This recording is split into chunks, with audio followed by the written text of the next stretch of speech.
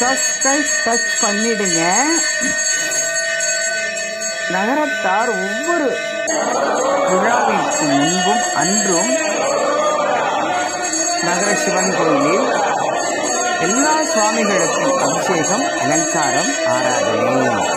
சூப்பிடி திருவாதிரை அன்று, சூப்பிடி என்றும் சிவன் கோயிலில் அனைத்து சுவாமிகளுக்கும் அபிஷேகம், அலங்காரம்.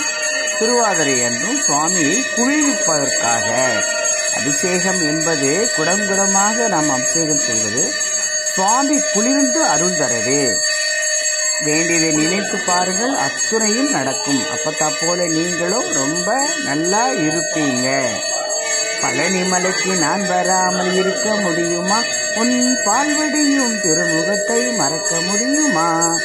ஆண்டுதோறும் பழனி வருகின்றேன், உனதருளை அள்ளி தர தேடி வருகின்றேன். வள்ளி தெய்வ யானையுடன் நீ வருவாயா? வேண்டுவரம் தந்திடவே அருள் புரிவாயா? பழனிமலைக்கு நான் வராமல் இருக்க முடியுமா? உன் பால்வடியும் திருமுகத்தை மறக்க முடியுமா?